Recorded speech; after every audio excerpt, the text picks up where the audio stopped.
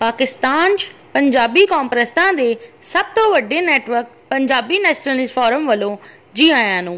पंजाब नूं 1947 च अंग्रेज़ां ने तकसीम कीता सी। दूसरी जंगे अजीम के बाद अमरीका आलमी ताकत के तौर पर उभर चुकिया सी।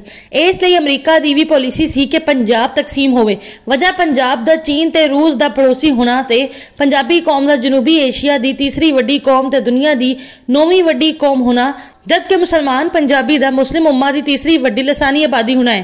अगर पंजाब नूं तकसीम ना किया गया हुंदा, पंजाबी जुबान नूं कमज़ोर ना किया गया हुंदा, पंजाबी दा तशख़्ख़ुस पंजाबी दे बजाय मुसलमान पंजाबी, सिख पंजाबी, हिंदू पंजाबी, क्रिश्चियन पंजाबी ना किया गया हुंदा, ते कि जिस तरह पाकिस्तान की तरफों अमरीका ते बरतानिया की जी हजूरी होंदी रही है कि पंजाब ते पंजाबी कौम इदा कर दे।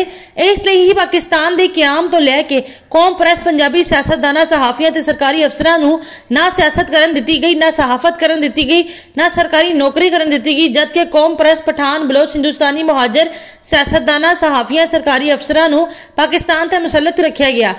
पंजाबी जुबान नूं पाकिस्तान 60% पंजाबी पहली जुबान के तौर पर बोलते थे, देगर 20% भी पाकिस्तान च पंजाबी जुबान नूं दूसरी जुबान के तौर पर बोल लेंदे सी, जबकि पाकिस्तान च 90% लोग पंजाबी जुबान नूं समझ लेंदे सी।